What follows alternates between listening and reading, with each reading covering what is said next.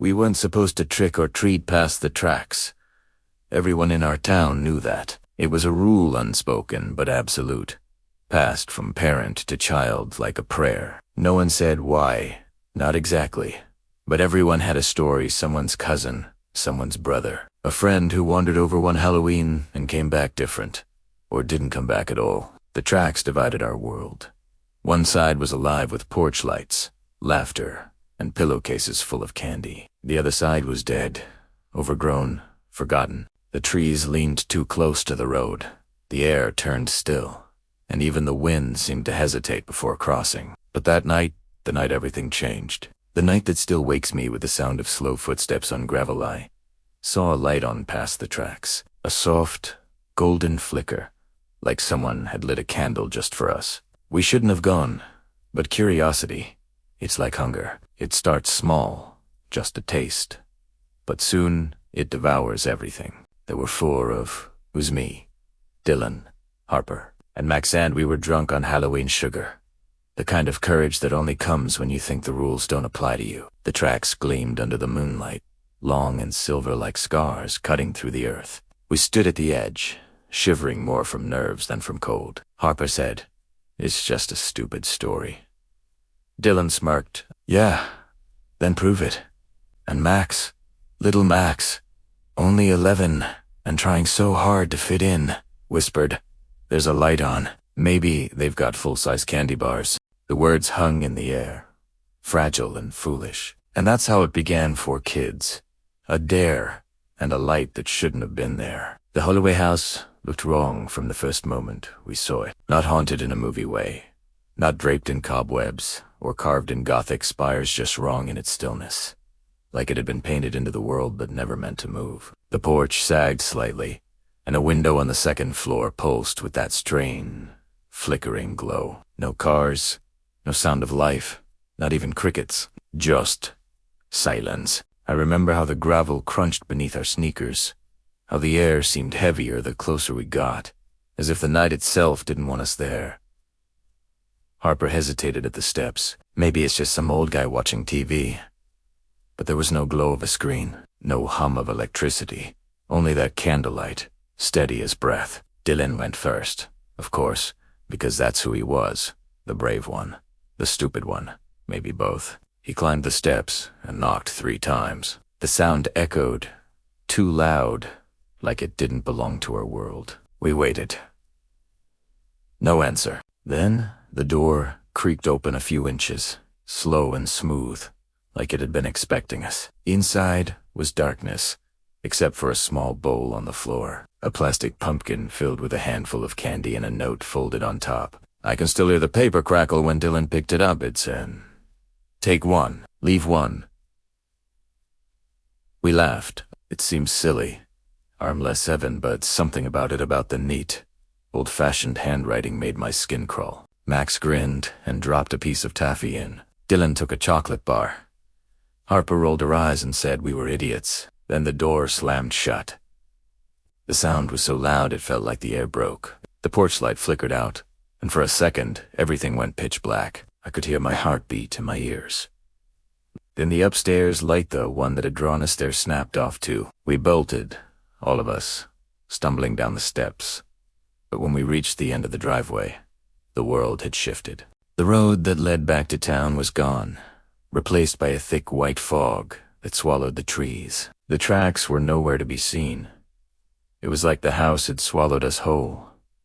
We ran, or treeth, too, but every direction led us back to the same spot, the gate in front of the house, the porch with its broken boards, the door that seemed to breathe when you weren't looking at it. Dylan cursed, kicking at the dirt, shouting for someone, anyone, to help us. Harper started crying quietly, and Max just stood there, staring at the house like it was whispering to him. "Maybe there's a phone inside," he said. I told him no, but he didn't listen. He walked up the steps, slow and dreamlike, and before we could stop him, he disappeared through the door. The moment it closed, the fog thickened, until I could barely see Dylan's face. Inches from mine, we screamed his name, but it felt like the sound was being eaten by the air. Then we heard it, footsteps. Soft at fierce, then dragging, uneven, like someone was walking with a limp. They circled the house, coming closer. The fog rippled, shapes moving just beyond sight, too tall, too thin. The door opened again, and Max stepped out. But it wasn't him. His eyes were wide, glassy, reflecting the candlelight that wasn't there anymore. He smiled too much, teeth clenched too tight. "Take one," he whispered, holding out the candy bowl. His voice was warped, slower, like an echo underwater. We backed away, terrified. Dylan tried to grab him, to shake him, but when his hand touched Max's shoulder, he froze. His fingers sank slightly into the fabric. Like Max wasn't solid. The air smelled like burnt sugar. "Take one," Max said again. Dylan screamed, but the sound never left his mouth.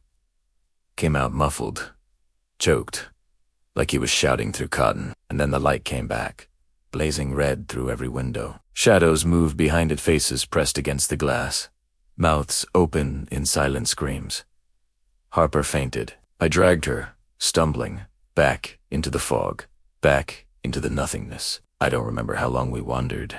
Time didn't work right there. Every direction looked the same, trees twisting in ways trees shouldn't. The sound of train wheels echoing, though no train passed. Sometimes I saw lights flickering between the branches, like eyes watching.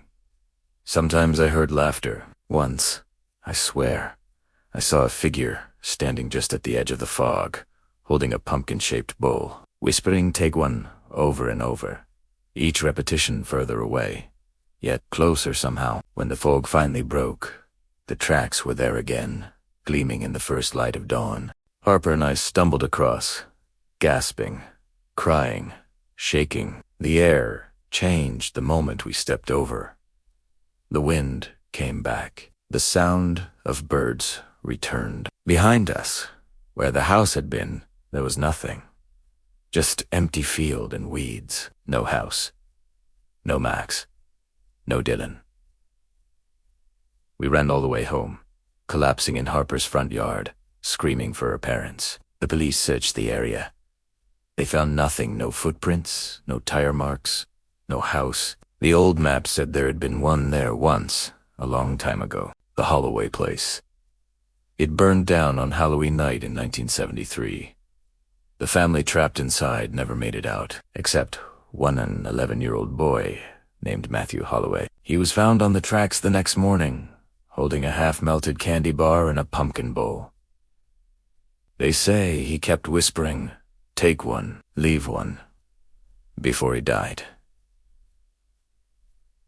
The official report called it shock, but the old folks said he'd brought something back with him, something that wanted more. It's been years since that night. Harper moved away. She doesn't talk about it, not even to me. Sometimes I still hear from her short messages.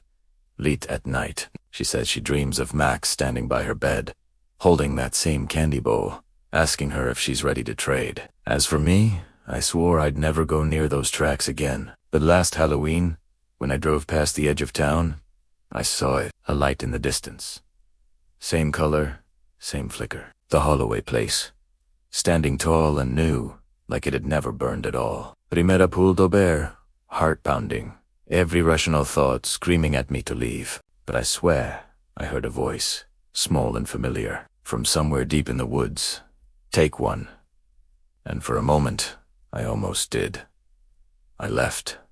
I had to. But I keep thinking about it, the sound of that voice, the glint of that light in the fog, the feeling that someone was still waiting. So if you ever find yourself out trick-or-treating and see a house past the tracks with a light burning in the window, don't go, no matter how warm the glow looks, no matter how quiet the night feels, because that light isn't for you. And if you see a small boy offering you candy, don't take it. Hust walk, Hawaii, and don't look back. Because once you do, he'll follow you home. Long, tense pause, faint whisper of "Take one" echoes. If you made it this far, remember curiosity is how all nightmares start. And if you think this story was dark, wait until you hear what happened on the other side of the tracks. Click if you dare for the next horror waiting in the dark.